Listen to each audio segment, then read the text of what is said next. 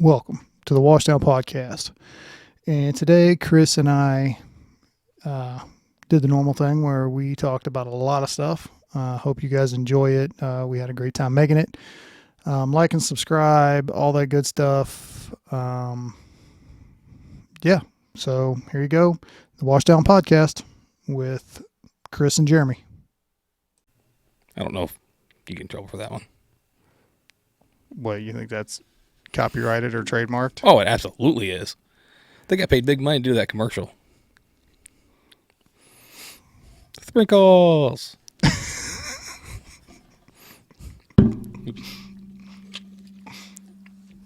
Really? 20 seconds in. I specifically went with this one for that very fucking reason. Oh, welcome to the Washdown podcast, where we fuck shit up on the daily. If you're going to be good at something. Yeah. That made no sense. See? Just be consistent. That's all it is. What's the thing that I keep seeing on Instagram? It's like... why do you still have this? No. Oh, okay. It's like, I'm not good at this, I'm not good at that, but I'm good at fucking shit up. Yeah. Something like that. I'm like Billy Currington. I'm pretty good at drinking beer. Oh, my goodness. So, anyway, I guess we'll just jump in and then... I'm not motivated for this. I just want to help give you a little springboard. That's all. Thanks. I don't need your help. All right. See you later. Today we're going to talk about discipline and motivation. So we'll start off with a couple definitions and then our thoughts on all that. So discipline is defined by what it says is a set of rules and regulations which are to be followed while undergoing any task or activity. And then motivation is the process that initiates, guides, and maintains goal-oriented behaviors. Kind of the whole idea or whatever we were going to talk about with this stuff is...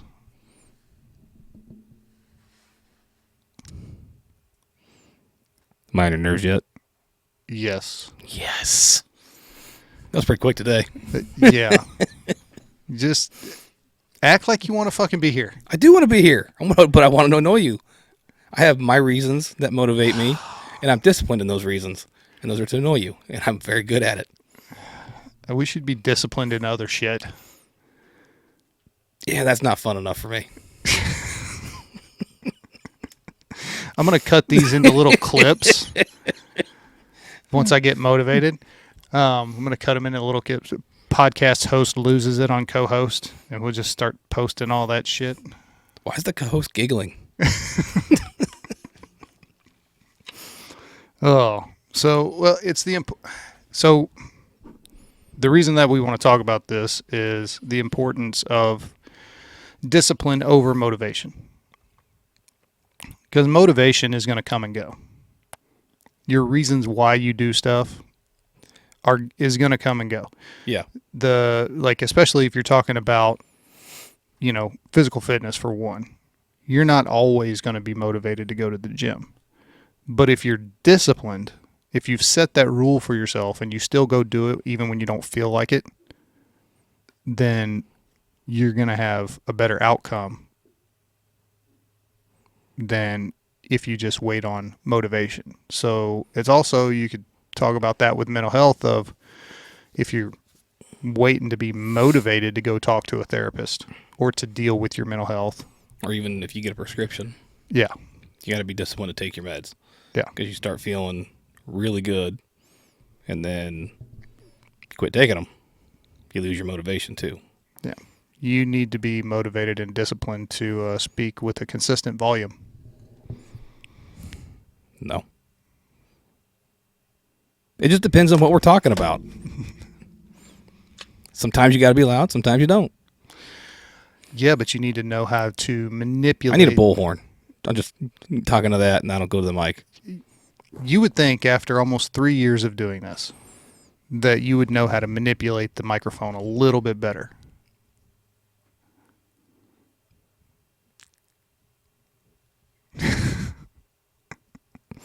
There's no motivation for me.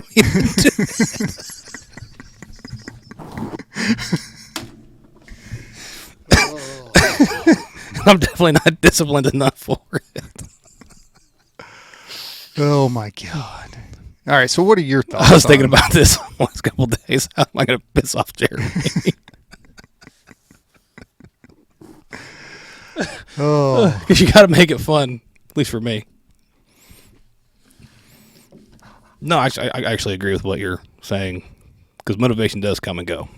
Like, you'll be motivated for a week or a month or something, and then something's going to happen to where whatever you were doing is going to change a little bit because life happens, and then whatever, like physical fitness, things change, and you still have to keep that discipline to work out and eat right.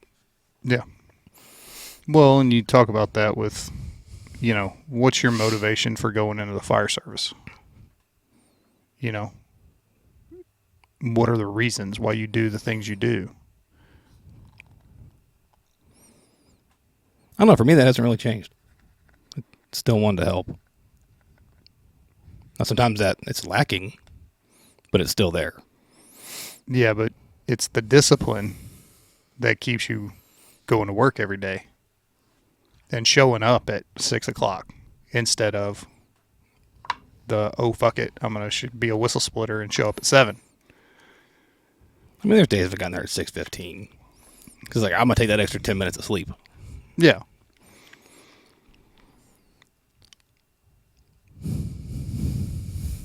Shit, sorry, I didn't do that on purpose.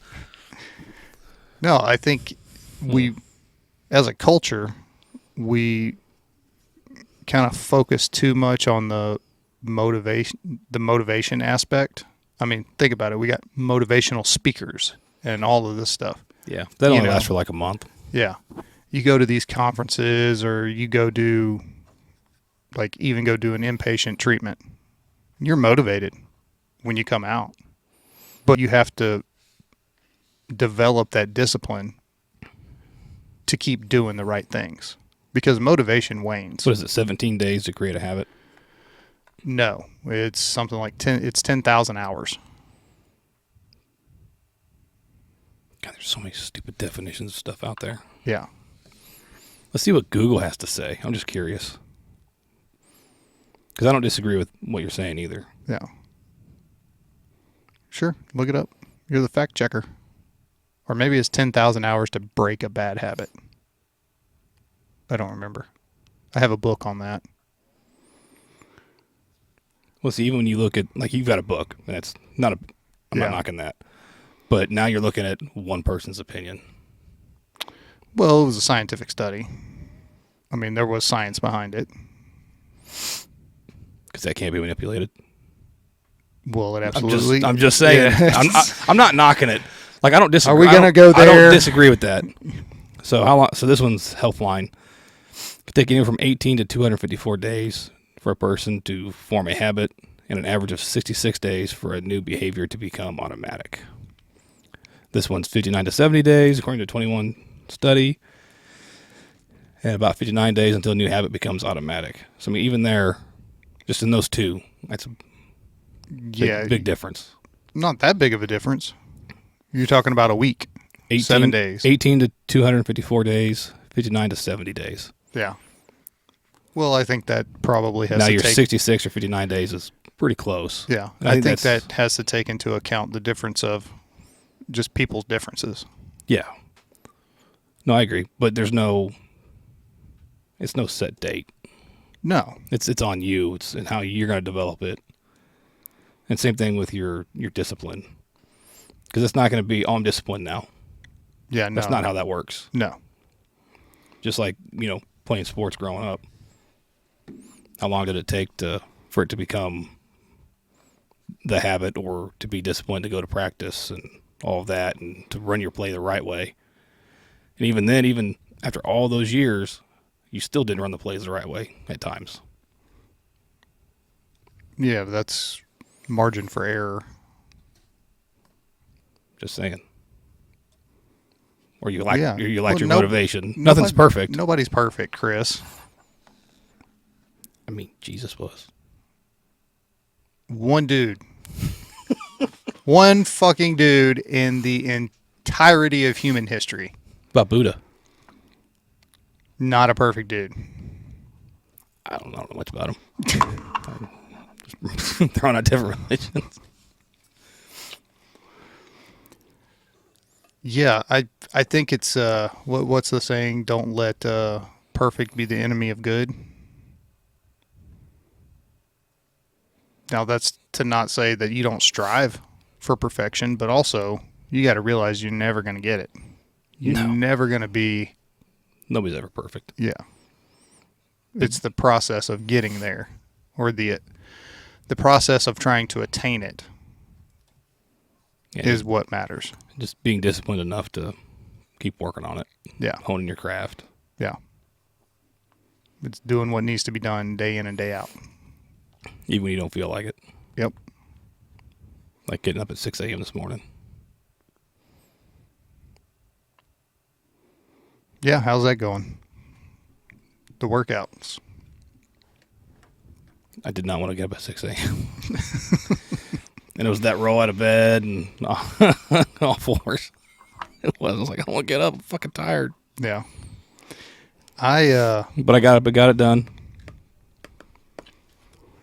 So my thing recently has been, because I've had to start using a CPAP machine, and I have not been good about it.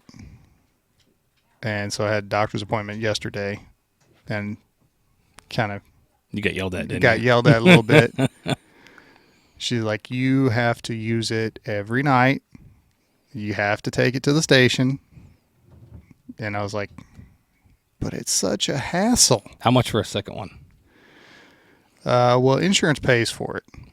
For one. For one. So how much to get if you wanted to get a second one, how much are you looking at? Fuck, who knows? I wouldn't leave it at the station, though. You have to clean that thing. Well, I mean, there's... Yeah, I wouldn't... Another bag you got to bring in. Yeah. Well, I've condensed everything down to one bag. It's a heavy fucking bag. Yeah. I need to carry less crap. Just get one with wheels on it. Get a suitcase. It's so much easier. That's not a bad idea. It doesn't have to be a big one, just like your carry-on one for A a little flight. travel size. Yeah. Yeah. It'll fit everything, and Yeah. but it sucks. Yeah, I remember the floating days. It wasn't that long ago. Fucking suck. I enjoy the floating part. I don't enjoy carrying my shit in and out every fucking shift. Yeah. No, I did not enjoy that either. And then, crap, I forgot something. Yeah. Oh, I left something in somebody else's office. Or that. Like, where's my towel? It's been hanging up there for 2 fucking shifts, buddy. At least it was dry. Now I've got extra towels in my car. See? There you go. There's just more shit piling in. Hey, 1 is none, and 2 is 1.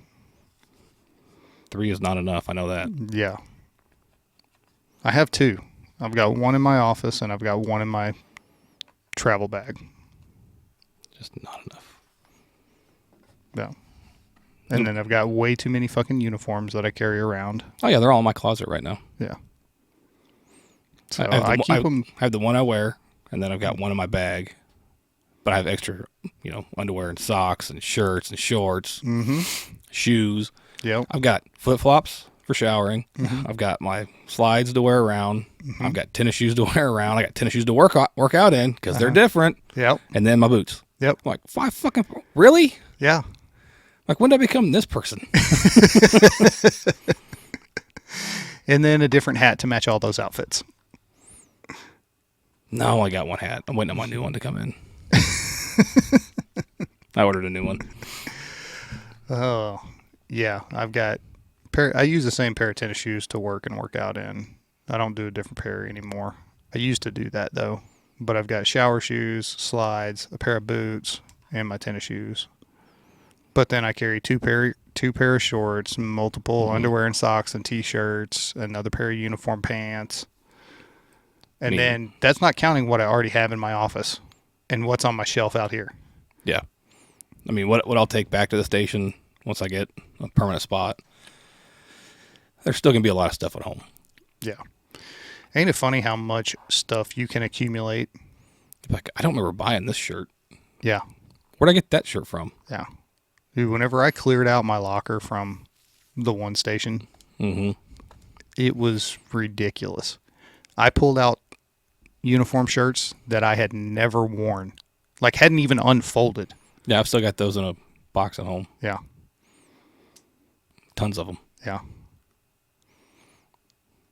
What was nice was when my sister-in-law was pregnant. I was like, I'm cold. I'm like, here, take this one. There's so much room. I'm like, yeah, I'm fat. I get it. Yeah. Until it started getting tight on her. Yeah, it did. Oh, man. Yeah, no, I think it's one of those things where, like, the whole discipline versus motivation thing, you can come at it from a bunch of different angles, but the fact of the matter is you want to look at, or the way that I think about it is, you need to look at the end result. What do you want the end result to be? What do you want your life to look like? So I've got a note in my phone for when I started working out for 1 year later. And it's got, and where it's sitting a year from now is all the weight and measurements so I can compare. Yep. See if you attain that goal or not. Yeah. Or if I, Maybe I should do that. It's not so much, do I have a goal? It's, am I better? Yeah. Well, that's all it is. So it's not a certain weight or a certain, measurement size. It's, am I better? Well, that's that 24-hour clone principle that we've talked about. Mm-hmm. Just be 1% better tomorrow than you were today. Because you're going to have bad days. Yeah. Or bad week because your neck hurts. I am still unclear of how that happened, because you two are some of the shortest. You're two of the shortest dudes on the fire department. No, I'm not. You're pretty fucking close. No. You are not in the like the even 50th percentile. No, I'm not. And you two managed to have a ceiling fall on your head. Was there no one else in that room? Not in that area. It happens. It does happen. It's happened to me a lot. Which is probably why I can't remember shit. So, I let my neck heal for a week. And then back at it yesterday. Yeah. And today. How's that feel? I'm not sore. I just had no give a shit. So you were lacking motivation and you haven't developed your discipline yet. No, I got it done. I got them both done. I was disciplined enough to get it. I'm like, I know I have to get this done. Yeah. I don't know if the door opened, the dog kept coming in. Yeah, no, I can't fucking stand that. That didn't bother me. He'd come in for a minute and stare at me and then leave. He's like, you're weird. I'm like, you're skinny. Get out. Yeah, just don't make him fat. I figured he put some weight on by now. He didn't filled out yet. How old is he? 2.5. They told me between the 2 and 3 years when the German Shepherd starts filling out. Yeah. Yeah. That's not like we don't feed them. Yeah. I was over at my sister-in-law's house last night, and they've got one of their dogs as a boxer, and she's finally past the boxer puppy stage. She's like 7. It takes them that long, man. That's a boxer. Yeah.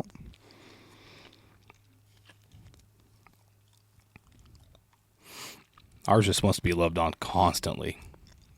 Yes. And he has separation anxiety. Does he have separation anxiety, or do you have he separation does. anxiety I'm like, I'm from gone. him? I'll see you later. Yeah, but what do you do when the first thing you get home? I'll let him out of their kennels. And then we go outside. Mm-hmm. They got to pee, man. They've been locked up. And you love on them? Oh, yeah. And you tell him, oh, you're such a good boy. I miss you so much. I don't say that part. Like, I can't even get in the door of the garage when I come home from the station because all three of them are right there. Yep. Fighting for attention. Mm-hmm. I'm like, she's over there. Go talk to her. That's the way it is in this house. And it doesn't matter if it's me or Rachel. Oh, yeah. Whoever's gone when they come home. Mm-hmm. But that's not a bad thing. No. It's nice to feel wanted. Yeah. Sometimes I would just like to be able to set my bag down without worrying about tripping over a dog. Mm-hmm. That would be nice. Like those few moments when I come home and she's got them all outside. I'm like, I could walk in, set my bag down, get a cup of coffee. I'm like, this is awesome. I'm going to run upstairs and change my clothes real quick. Wouldn't have it any other way, though. Which that reminds me, I got to take my clothes out of my bag. I got to wash my sheets again. Yeah. Just wash them. You should do that on a pretty frequent basis. I did. It was only one shift ago.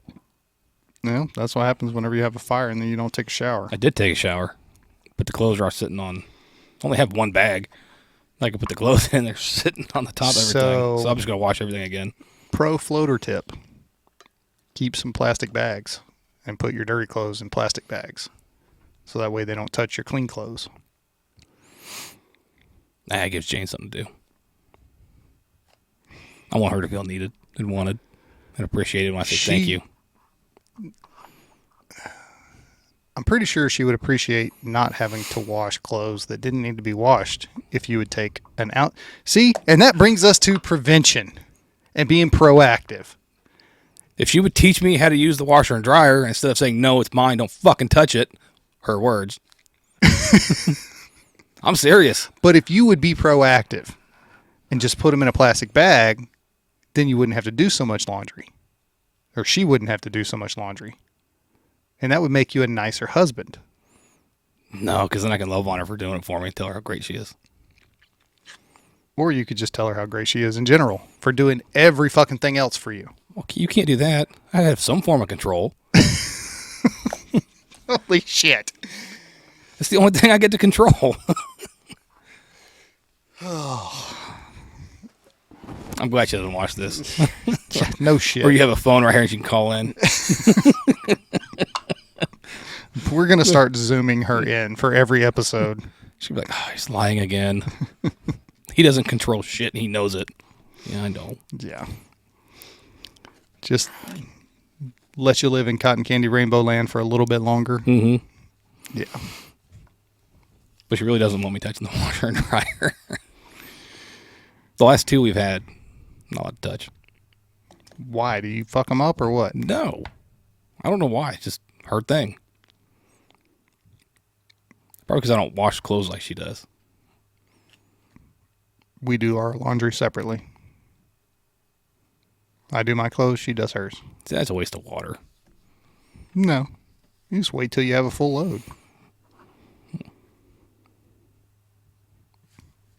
Not that hard. I just do all mine in cold.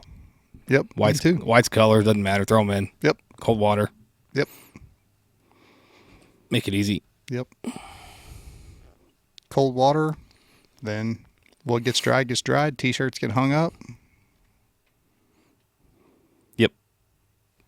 So but she's got her way and it works for her and like whatever. It's not worth fighting over. I guess. Just like cooking dinner, she does all the cooking.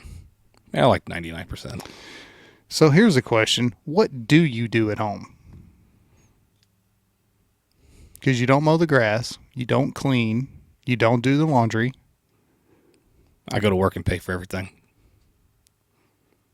I work the extra hours. So you're a 1940s husband then. Pretty much. It's pretty traditional. I do dishes.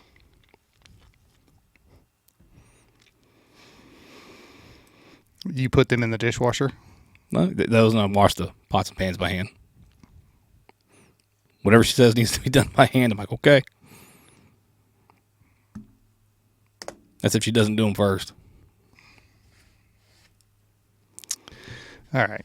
That's enough talking about that. Let's get back on topic. Motivation and discipline. I don't know. It's pretty disciplined in the house. Does she beat you? Are those the rules? No, she If didn't you have to. step She's a out of line? redhead. That's all she needed to do. She already took your soul. No, but it's hanging there. It's a threat. Oh, man. We need to do some... All right, so look, take this podcast, for example. Yeah. Motivation, discipline, and apply it to that. Mm-hmm. How many times have you not been motivated to come down here and shoot an episode or edit it or... No, not really. I guess you still edit stuff or upload it or do all the work that it takes that goes into it that nobody knows about. Yeah, a lot. And you just like, I don't care. I don't want. I'm gonna go watch whatever on TV. Yeah. I lay on the couch with my dog. Yep. That happens. But you gotta get it done. Yep. Well, it's so for me, it's about the end goal, right? And it's being disciplined enough to do it to try to get there. Because motivation, like we talked about, it comes and goes. Yeah, but it only goes so far, even when it's there. Yeah. So, we were motivated to start this because we had just been through stuff. Each of us had. So it's like, hey, this is a great idea. Let's do this. Yeah, we did 3 in one day. We're like, this is awesome. We're going to do it. And yeah. Fuck that. Yeah. It's like, wow, this is not awesome. This is a lot of work, and it can be painful at times to sit here and talk about some of the stuff that we talk about. Let's be honest. There's conversations we've had that you're not interested in. Yeah.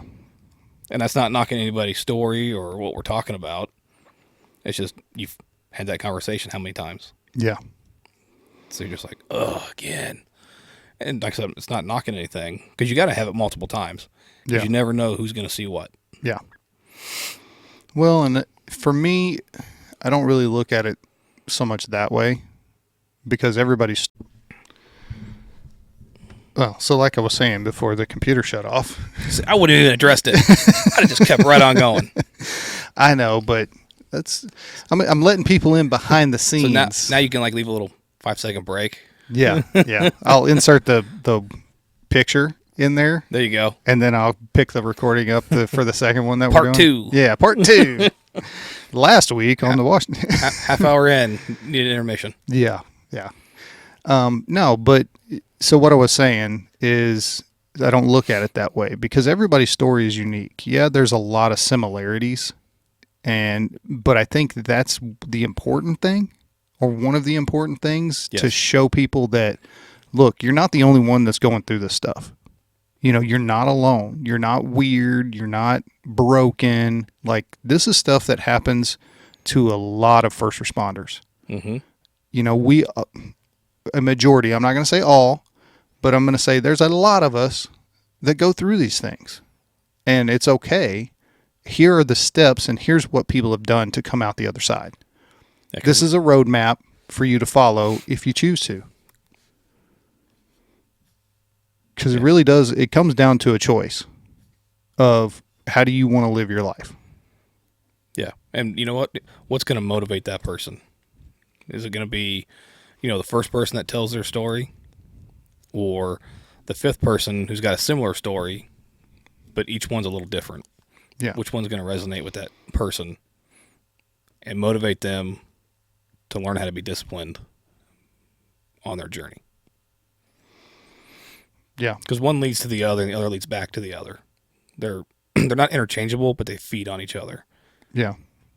Well, without the motivation, you're never going to develop the discipline. But without the discipline, you're not going to accomplish long-term goals. Yeah. It's the chicken and the egg. Yeah, pretty much. It's like communication or education. Yeah, communication comes first. Can't get educated without communicating. Can't learn to communicate without education. Sure you can. No, you can't. Sure you can. That's where I'm sticking. I'm just staying right there. Yeah, okay. And that's my wheelhouse. Okay. It's like arguing with a liberal. Have you seen that one? Fuck this. I'm out.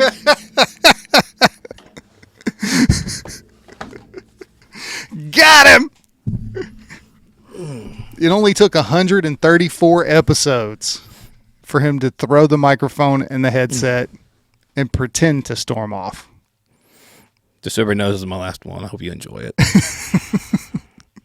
I will not be disrespected in that way. Leave it in the comments if you think this is actually the last one, and then tune in for next week to see if it's true. I'll still be here, but I won't be good.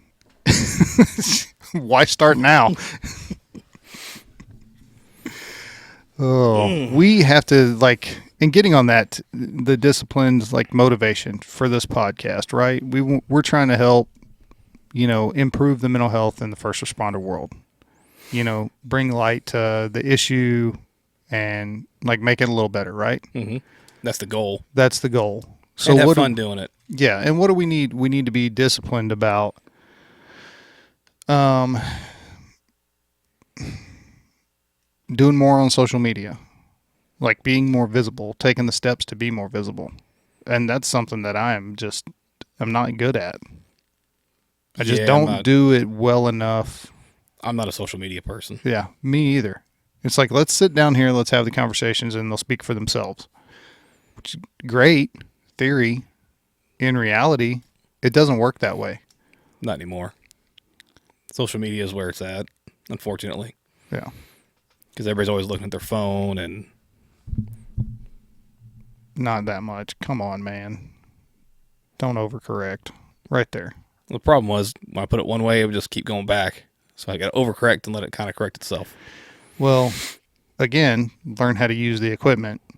I can give you a tutorial of how to make this thing stay where you want it to stay. X button. X button? That's how you skip the tutorials. Yeah. It's like you've never played a video game before. I have, but whatever. Figure it out as you go. It's more fun that way. So I don't disagree in the video game world. But whenever it comes to this and trying to be professional, I don't even know why I try anymore with the whole trying to make this thing as professional as possible and all of that stuff. All right, so do you want to be professional or kitchen table? What do you want? Well, kitchen table conversation, but professional production. And knowing how to use the equipment, having a good camera, having a good lighting setup. Cotton candy rainbow land motherfucker. Well, I mean, I'm sorry that you're okay with half-ass and everything, but that's just not the way that I want to do it. It's about being relatable. We make mistakes. Dude, and then we correct our mistakes and we keep moving forward. Yeah, but here's the thing. To get people to watch, and you got to use social media. No, not only that, but so they see us on social media, right? And they're like, oh, cool, I want to check that podcast out. And then they tune in, and we've got crappy lighting. You can't really see the people. The audio's not great. Or any of those problems that we've had in the past. Guess what? Most people will look at it and go, okay, I'm not going to watch that again. They don't care what the message is, because it's hard to watch. It's hard to hear. That's the big thing whenever we have guests and stuff, and I'm, talking to them about how to use the mic and all this stuff, is because it's important. Because if we have a guest come on, or you're sitting there, or Moran shows up and he's behind the camera, and you're not talking into the mic and you're letting the sound drop off, whenever you go back to watch that, the sound's just not there, or it's really hard to hear. And especially if you're like most people, listen to podcasts while they're driving their car. What'd he say? Turn it up. You can't keep turning it up and turning it down, turning it up, turning it down, because you can't modulate your voice. And you don't know how to use the equipment. So it turns people off.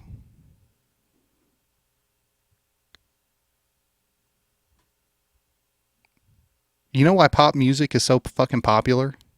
Is because it's dumb. It's doom, doom, doom. You can just bob your head to it. It's the same fucking beat, same fucking rhythm. And that's what people like. They want it simple. I think you just described the entire problem with our society. I did. And unfortunately, we have to cater to that a little bit. I'm not doing that. It's the part of being professional. Yes, kitchen table conversation, we can talk about whatever in whatever way we want. But there are certain things that we need to do professionally. Like the video quality, the sound quality, the lighting. Like those are things that we can and need to improve on to put out the best product. Yeah, and that costs what? A lot of fucking money that none of us have. We're not Joe Rogan. Not necessarily. Like with the equipment that we have, we could sit down here and learn how to use it better. It's a lot more than most people use for their podcasts. We have really good equipment. And like I was telling you about these microphones, which you love to hate on. Yeah, you said they were made for singing. Yeah, they are. Nobody wants me singing, and we know it. But that's the thing that you have to realize. It's high quality equipment, but it's not necessarily designed for talking.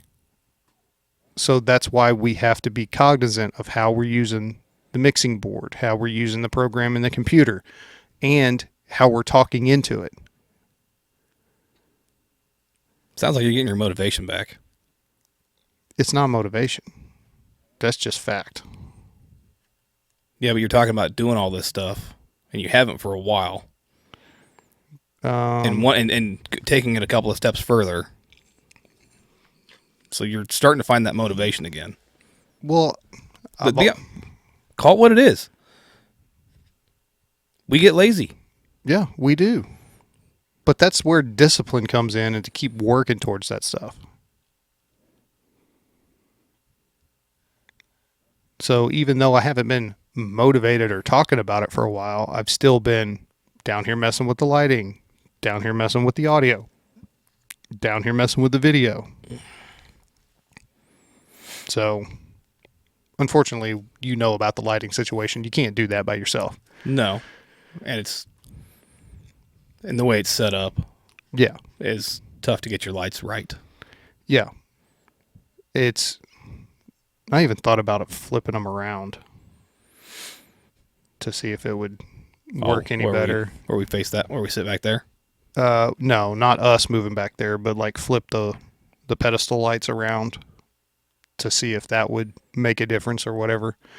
I think I may go back to using the other capture card because I think I think that was better, don't you? Because we talked about that, a week or two ago? Yeah. So I may do that and see what happens. I just don't want to do that because the capture card that I got is so fucking expensive.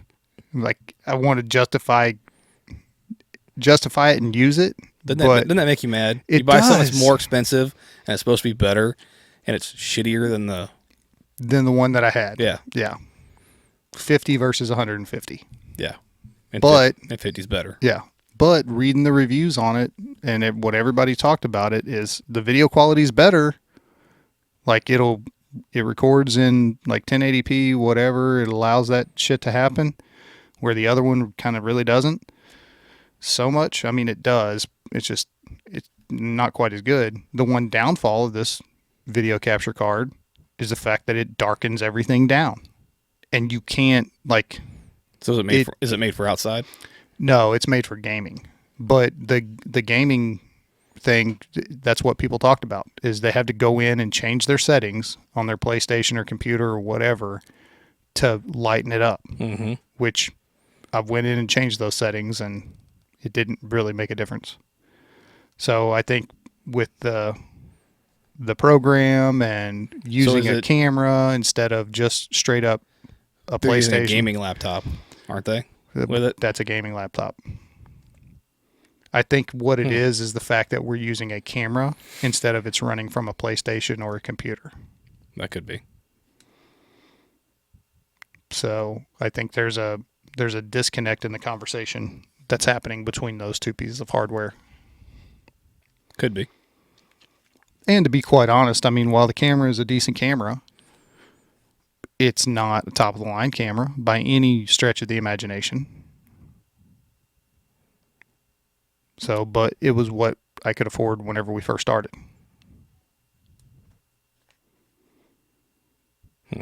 So, I mean, we could get better ones. I mean, we've talked about it of ultimately what we would like to see happen of having a 3 or 4 camera system with a live switcher.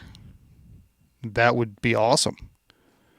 The problem with that is there will be no more of these happening unless it's a 1 camera show or 1 camera shot. Unless somebody's back there doing the switching. Because it's a live switcher. Yeah, you got to push the buttons. Yeah. You'd be on top of it, too. Yeah. You got to be paying attention. You can't be back there on your fucking phone. So, I mean, there's that.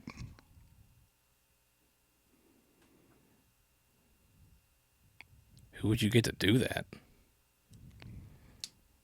I don't know. We need Indeed. Start looking on LinkedIn. Camera operator willing to work for no money. Random hours. Yeah. Yeah, because it's not like we shoot these at the same time every day. Yeah, it's not Monday through Friday, 8 to 5. Yeah. I mean, it's Tuesday at 10:45. But, you know, the next one we shoot might be a Thursday at 3 in the afternoon. Yeah, it's the free part for me. Yeah. Nobody wants to work for free. No. And that's the thing is honestly, I don't think this podcast is ever going to make any money. And that's fine. That's not why we started it to begin with. No, it seems more of a hobby. Yeah. So, but I treat it as more than a hobby. I'm not saying you don't. Just saying that's when you don't get paid for something, it becomes or an internship. It's a labor of love. How about that? Just calling it a hobby really just kind of seems like it downgrades it for me. Really? Yeah. I don't see it that way. People enjoy their hobbies; they love them. They want to do them. That's why it's their hobby. Yeah. You're not getting paid for something. I get that, but you know as well as I do, whenever you call something your hobby, it's not,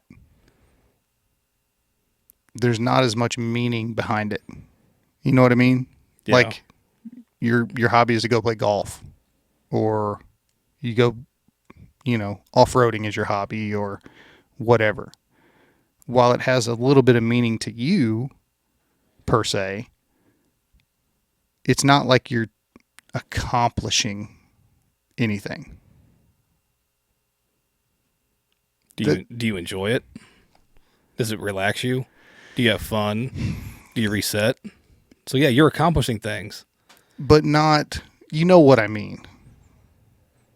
You're just trying to lawyer this shit. I think you're looking at it from I make money at something. No. And a job and a career. I'm looking at it as, does it add value to more than myself? Because hobbies just add value to you. You're the one who gets the value from the hobby. But if you're doing something like this, you're trying to add value to more than just yourself. So it's not a hobby. See, I think you add value to other people around you by doing your hobby. Because you're in a better place. So you're a nicer person. Seriously, it changes your attitude. When you do your hobby for Okay, as a third or fourth order effect, yes. I get what you're saying. Still counts. I think you just want to use the word hobby for this podcast. No, I just want you to understand why it can be seen that way. Yeah. I get it. And it still adds value for the people that come here. I just don't look at it that way. And like I said, in my opinion, I think it downgrades it. You're sensitive. I'm not sensitive. You're being overly sensitive about your podcast. No, words matter. Details matter. Yeah. If you define them right, you'd be fine. But you use old school, old people definitions. I'm sorry. The definition of a word shouldn't change. It's the word. See, I think hobby is, it's not so much what the definition is, it's how you see it. Look up the definition of hobby. Hope they haven't changed it like they've changed other ones.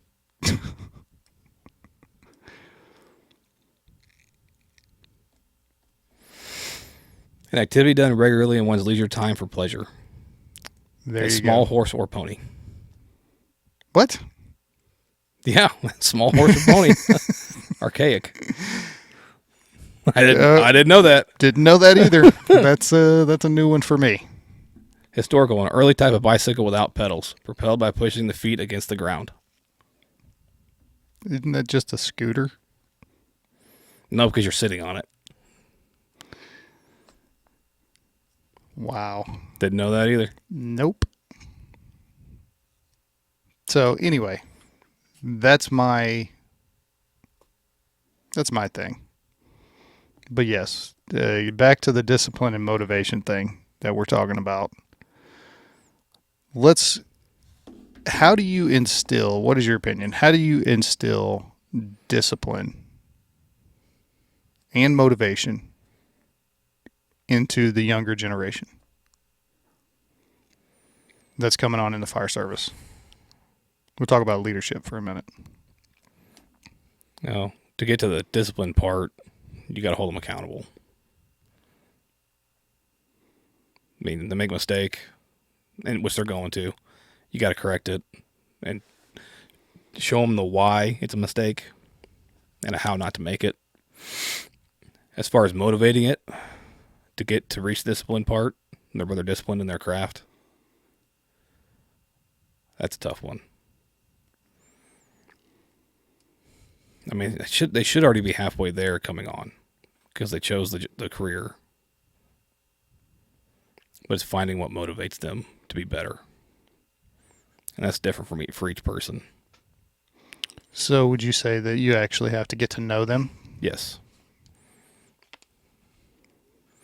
I think a lot of it's just conversation, to be honest with you.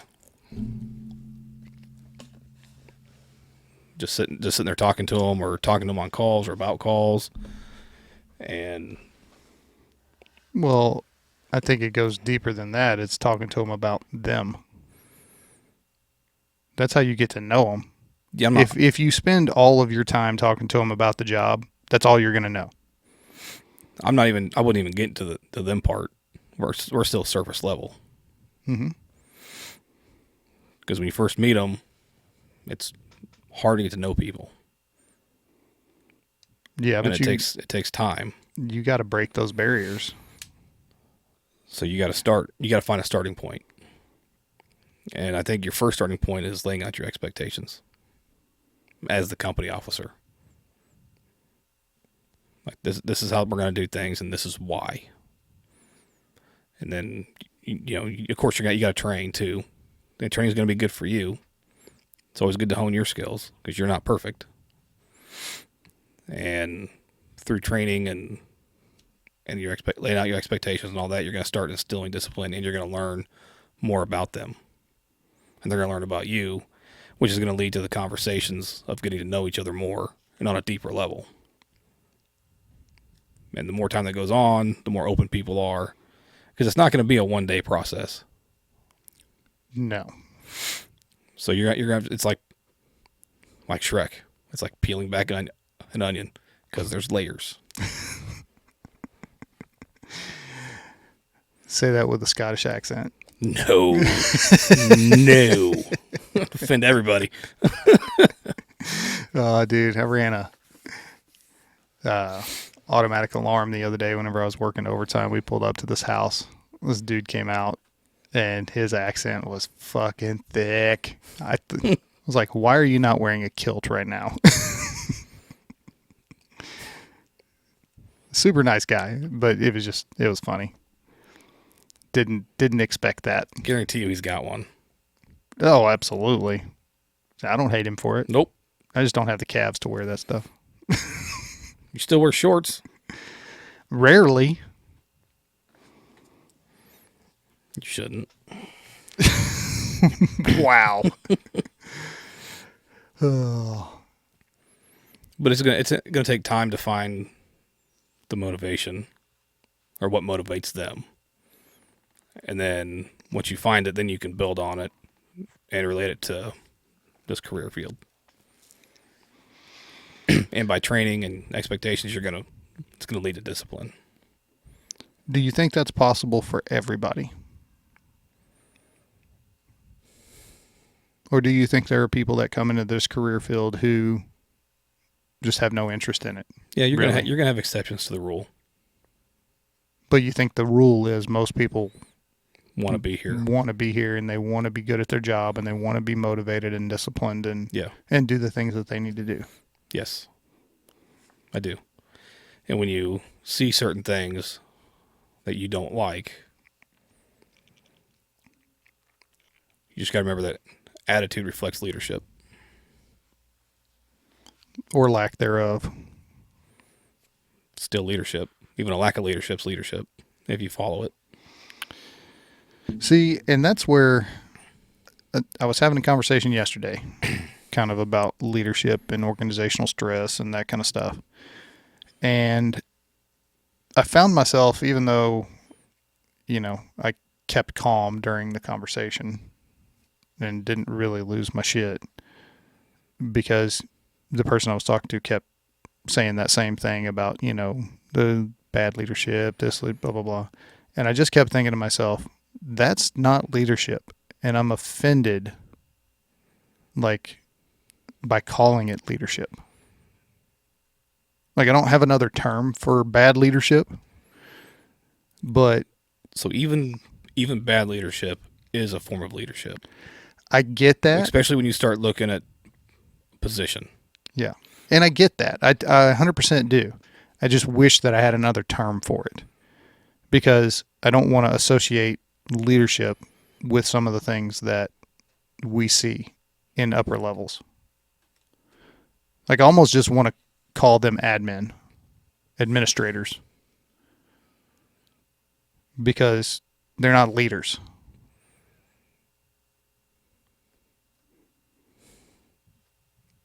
Because to be a leader, that implies you have people following you, and you're doing the right things. I don't know. Even people that don't do what you think is right still have people following them. Right. And so it's just not leadership you agree with. Maybe it's a style or how they're doing it or what they're doing. Yeah. But it's still leadership. Yeah. And I get all that. But I get what you're saying. But you get why. Yeah, I get it. Yeah. I'm just frustrated with that kind of thing. That's why you see corporations fail constantly. Yeah. Like when I worked at a certain one that has a bunch of credit cards, fucking hated it. Yeah. Because you hear from the upper management and administrators, oh, you're the tip of the spear. You're the one talking to the customers. Really? Because you're paying me $22,000 a year. Yeah. While you're making a couple million. Yeah.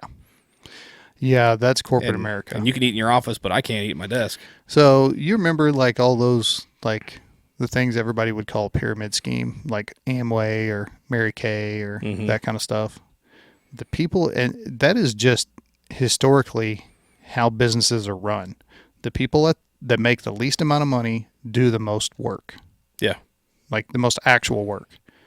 And once you get higher into the organization, you're doing less actual work, but you're making decisions that affect the organization. As far as advertising or, certain policies and procedures and that kind of thing. And we put more emphasis, thus those people get more money on those things than doing the actual work. That's why, you can look at every organization as a pyramid scheme. Every single one is. Because you always have entry level, ground level people, and then you always have the person who is running everything or in charge of everything, right? So you look at teachers. They're the ground level. They're the ones teaching our children. But then you have school administrators and school boards who are making decisions of what they can teach, how they can teach. And then so you move it over to the fire service. You've got firefighters and EMTs. They're doing the work. Mm-hmm. Then you've got that next level of leadership or attainment or whatever of the drivers or chauffeurs or FAOs. Then you got the captains. Then you got the battalion chiefs. Then you got your, deputy chiefs. And then you got your director. And then over all of that, you got city managers, mayors, who are making decisions that have no fucking concept or clue of what we actually do. No, I do have a problem with that part. And that's an issue. Let your department heads run their department. Yeah. But at the same time, your department heads needs to stay in touch with what's going on at the ground level. Yes. But so I also think you have to as a CEO or police chief, fire chief, whatever, you have to let your people stop piling projects on them and giving them more and more work to do. That way they can go do what needs to be done. Yeah. Well, that's going out to the stations or going out to the precincts or different sites, whatever your job is, and let them talk to the people who are doing the work. What do you need? Yeah. How can we make this better? Now, when they do show up and you go, money, that's not a fucking answer. No. Everybody wants more money. That's universal across the board. What tools do you need? What resources do you need? That's what we want to know. Yeah. Well, I think they let the good idea ferry fucking run shit a little bit too much. Yeah. The problem is they're out of touch. They're out of touch with what goes on at the ground level. So, well, I think I just broke the shit out of that. I don't know how. They're out of touch with what goes on at the ground level. So, they make policies or implement changes that are going to look good for public optics, or, this is what the mayor wants or the city manager wants, or, this is what's going to look good in theory. Yeah, it looks good on the surface, but when you start, you dig a little bit, and you're like, ooh, this is terrible. Second, third order effects. They don't think about that shit. Or they do and they just don't care. See, I don't think they do. When the politician makes a decision, it's surface level. They get these reports that are 1,000, 2,000 pages, or a bill that's 800 pages long. Yeah. They don't read it. They read the first page. Yeah. They read the summary. Yep. You can make that summary say whatever the fuck you want. Yeah. That's not what's in it. Just like clickbait headlines. Yep. Yeah. But what that does to an organization is that kills discipline and motivation. Because if you see your leadership making decisions that on the ground level are going to impact you in a negative way, what's your motivation to do a good job anymore? Because no matter if you do a good job, they're still going to hang in your ass. You're talking about Office Space now. I mean, it applies. Your TPS reports. Yeah. It fucking applies, man. I mean, the conversation he had with the Bobs was 100% accurate. Yeah. I do just enough work to not get fired. Yeah. Because Vinatech, ships a couple more units, makes a couple more $1 million. I don't get another dime in my paycheck. Yeah. Just the bare minimum. Yeah. Is what you're going to get. And what we're starting to see is that's transferring over to the fire service. unfortunately. And I think part of that is due to burnout. Yeah. Because our call volume has increased so much. I would like to look at data of how much, like, the call volume from, like, the 60s forward, like, every decade, how much it increased. And see, because just in our career, it feels, I mean, it's tripled, quadrupled in our career. 19 years in a few days. That's weird, isn't it? It is weird. We're the old people now. But so I want to know if this is an anomaly or if this is just a natural progression. Like it increases that much, or it has increased that much. No, I think it's a natural progression because it's definitely increased. I know from the 60s and 70s, 70s to 80s, definitely in the 90s and on. And the job has changed, which isn't a bad thing. Yeah, but the amount of increase is what I'm curious about. Obviously, it's going to increase because you're going to have more people. We have a bigger population. Yeah. So you're going to have that increase regardless, because more people just means more problems. So I get that it naturally will have progressed, but the amount of progression, like the percentage. See, we learned basic first aid in school. Yeah. Kind of, and it wasn't so much a when to call 911, when not to, but how to handle things on your own. Well, your parents used to teach you that shit. That too. I mean, I don't know how many times I fell off my bike or off something I shouldn't have been climbing. And it's like, oh, what'd you learn? Don't do it again. You're fine. Get out of here. Yeah. And not. I actually did run a call for traumatic injury. We get there. It's like, what's going on? Little cut on the foot. Oh, I told you about that call. Seriously? Or no, I don't think you were with us that night. Ran a call. The notes on this call were like, I thought we were walking into like somebody who'd been stabbed 50 times. The notes were like, person's been impaled, there's blood everywhere, blah, blah, blah, blah, blah.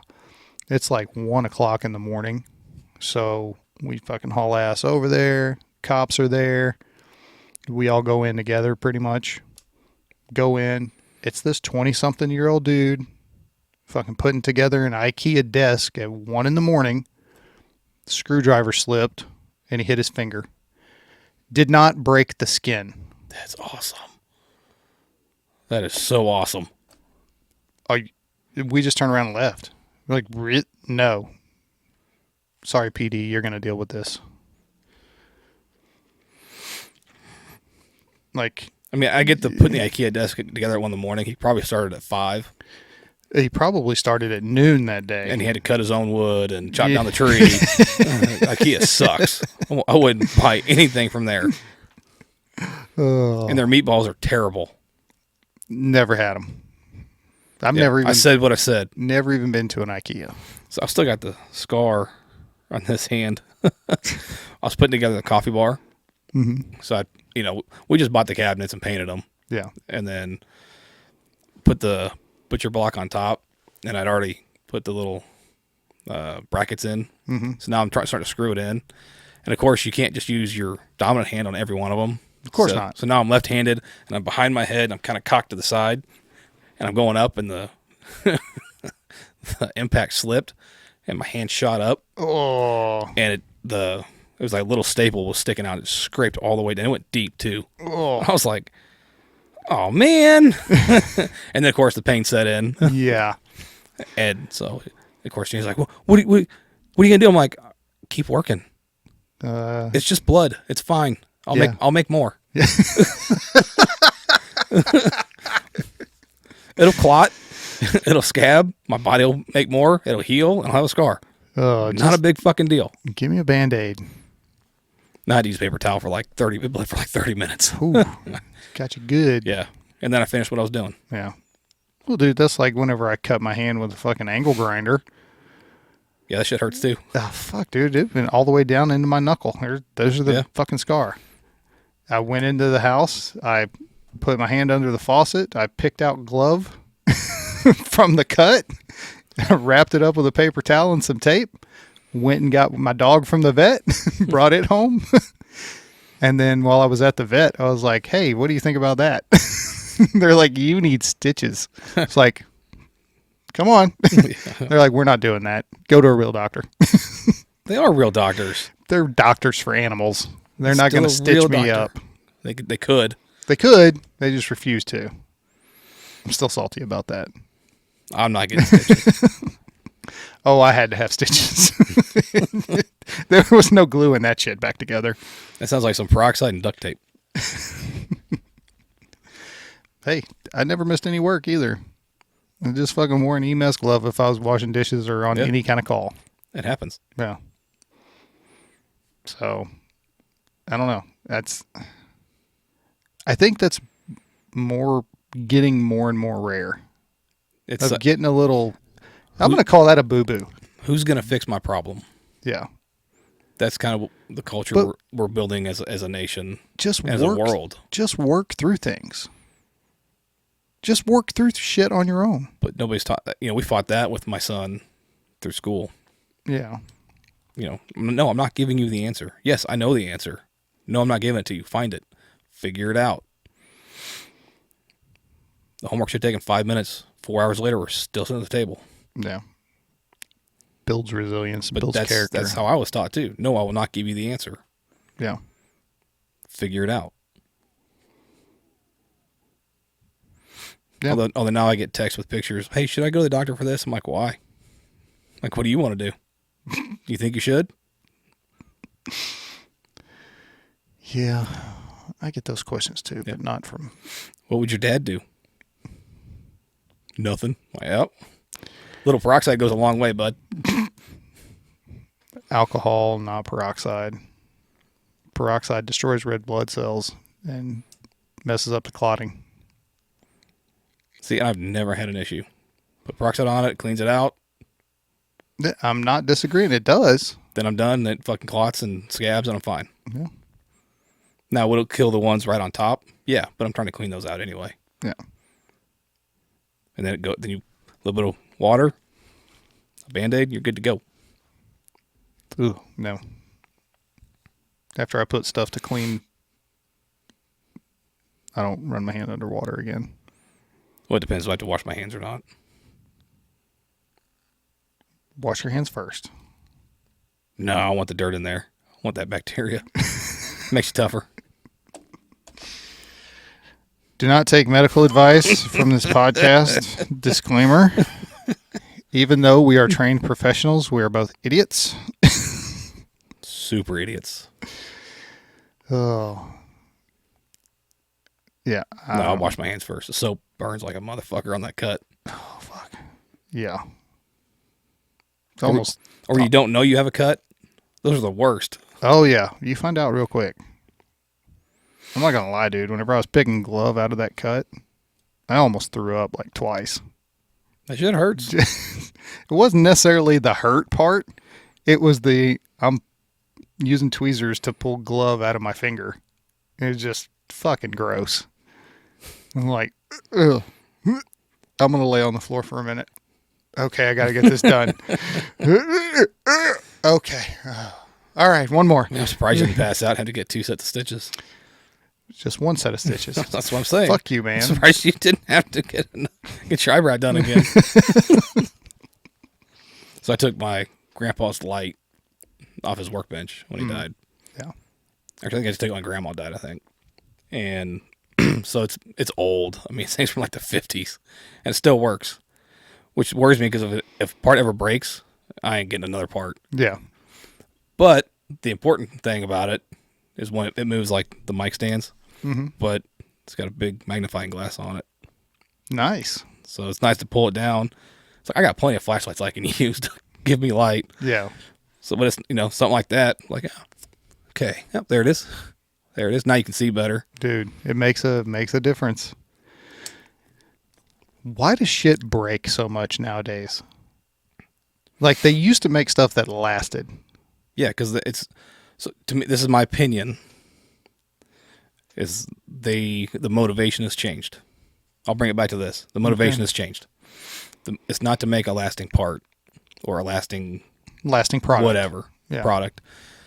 It's to make the most money they can on the product. So you use the cheapest materials and the cheapest labor. And if it breaks, well, it's not advantageous for the consumer to get a part to fix it. Yeah, you just buy a whole new one. Yeah, you just throw it in the trash and get a new one. Yeah.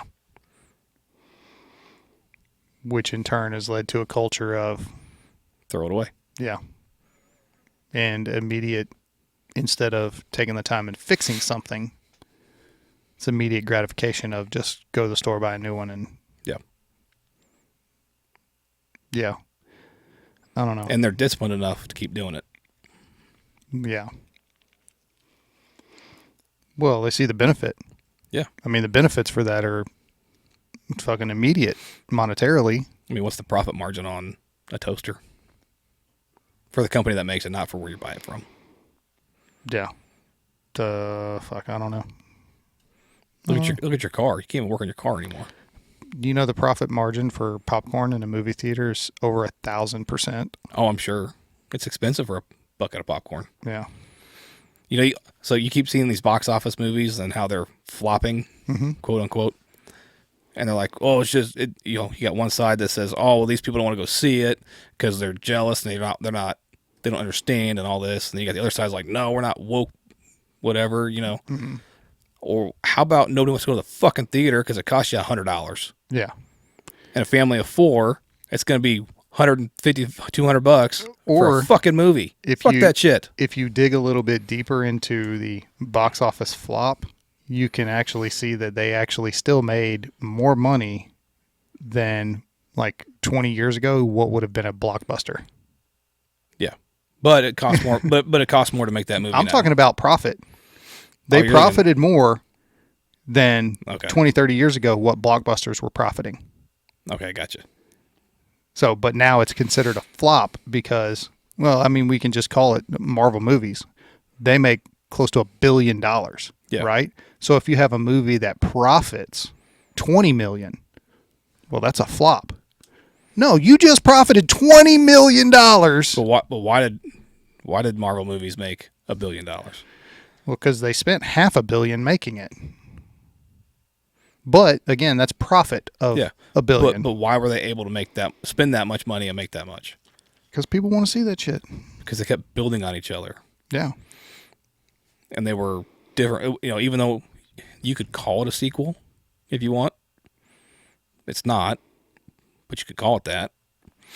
It kept building, and usually your sequels are shit.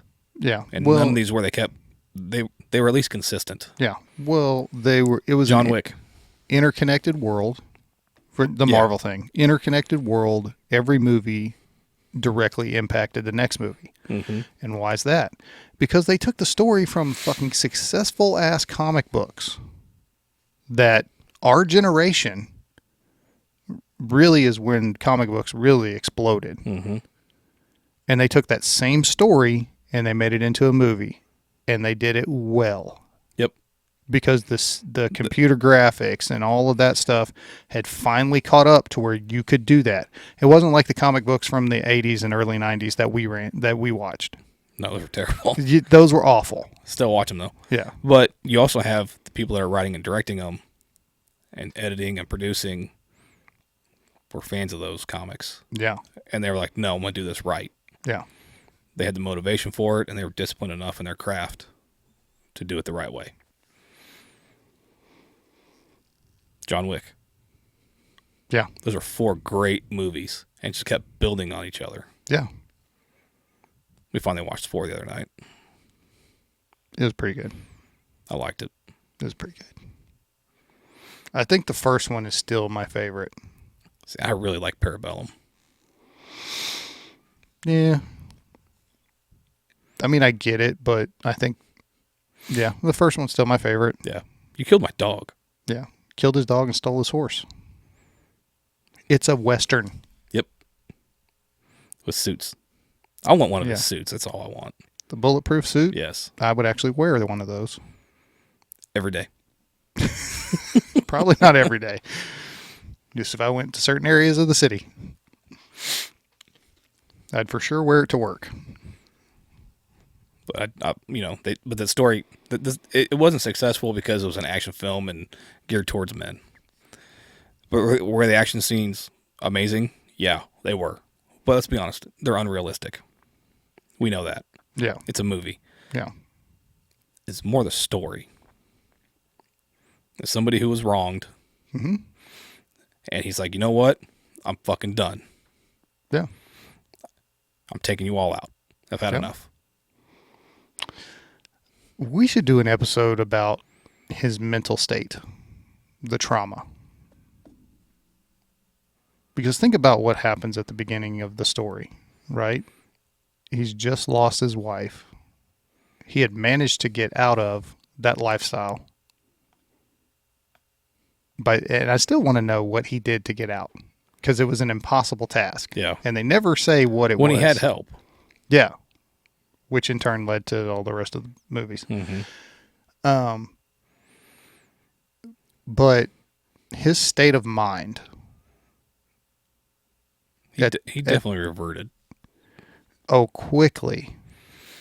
And it wasn't, the catalyst would have been his wife dying, but he was handling it well. He was obviously depressed. Yeah. Obviously very sad. He got the dog. Perfectly normal for that situation. She set him up to not be alone. Yeah. Because she knew he would go back. I don't know if she knew. Knew. They never say that she knew what he did. She knew. Had to have known. I don't know. Maybe she did, maybe she didn't. Anyway. She set him up with an opportunity to grieve. Yeah. Right? But he never really got that opportunity. No, it was taken from him. Very quickly. Because, what? He had in the movie, he had the dog for, a day? Yeah, a day or two. So, all of this happens really soon. So we can't really say that he was handling it well. I think he was on the right road to handling it. He was still in those early stages. But he also had time to prepare because it's not like it was she died suddenly. Yeah, it was a long illness, supposedly. So that's how they made it seem. Yeah. So I'm sure he went through some phases, but she was there to help him. Yeah. And then set him up with a dog. And then some rich spoiled kid decided, nope, what I want's more important. Yeah. And he fucked around and found out. Yes. And his dad knew, you're going to die. There's nothing, and nobody can stop it. Yep. Yeah. That old fuck around find out chart is undefeated. Yep. All right. Well, so would you be more mad about your dog or your car? The dog. I would be pissed about if it was my car, my Jeep, whatever. I'd be pissed about that. The car he had though was. Yeah, but I don't know that I would go on dropping that many bodies. But it's the combination. I think the combination of it, the way that it was done, the disrespect, and the fact that they just fucking killed his dog. Yeah, a puppy who's not going to do anything. Yeah. I think they all got off too easy. He killed them too quick. He definitely killed the main guy too quick. Yeah.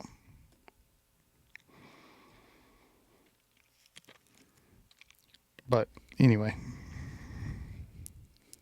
I almost quit watching 4. Yes, I know. You were worried. I wasn't super worried. I kind of saw that one coming.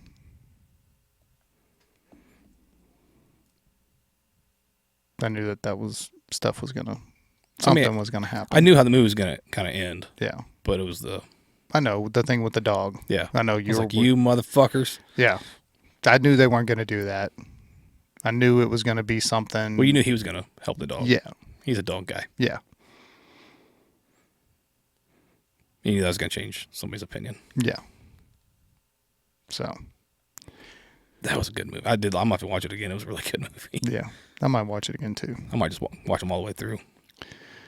Well, I finally got Rachel to sit down and watch them all. And she's like, I don't know why I didn't watch this earlier. That happens with me and Jane all the time. Yeah. Like, just watch the movie. You'll like it. Goon is a perfect example. That movie is terrible. The movie's awesome. It's simple. It's very simple.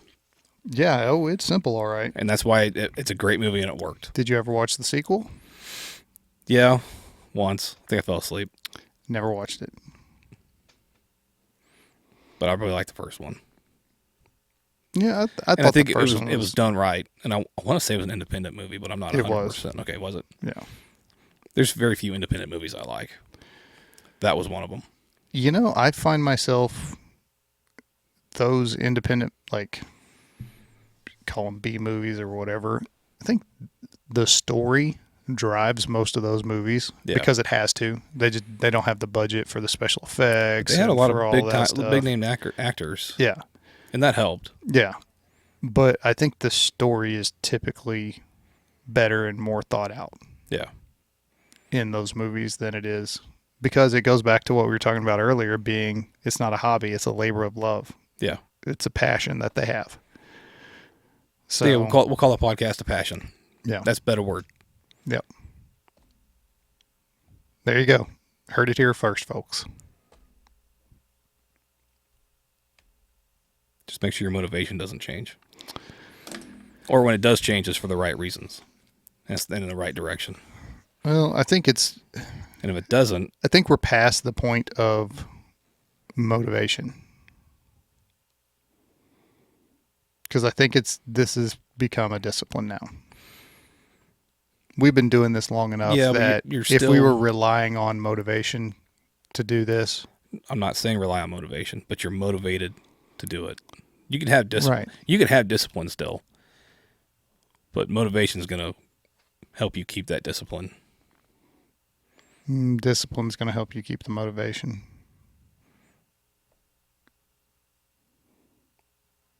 Are you just being contrary to be contrary right now? No, I think they're interconnected. So they're gonna. I think they are. It's kind of like a swirling effect where the lines keep crossing each other, and so that's why it keeps going. It's because just because you're disciplined, you can still fail when you're disciplined. True.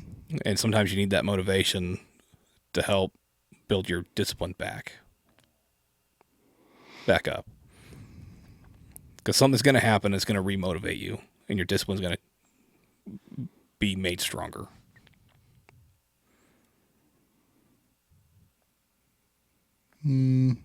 I think they work in conjunction with each other.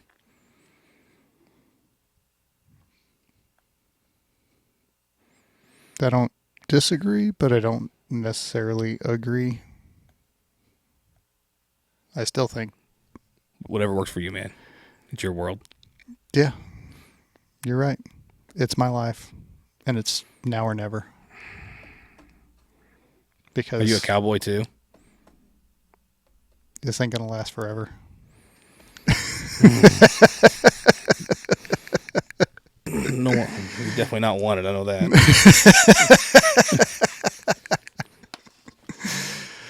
Oh. All right, everybody. Young Guns. Yeah. Look, if you're struggling, reach out. There are resources out there. We say that at the end of every episode. If you know somebody that's struggling, reach out. Let them know you care. Yeah. Discipline and motivation. They're both important. And they both create drive. Yeah. And you gotta, the important, like the shirt says, keep moving forward. That's the important part. And embrace the suck. Yeah. Because the only time that you're truly ever going to fail at anything is when you stop trying. If you keep trying to be better,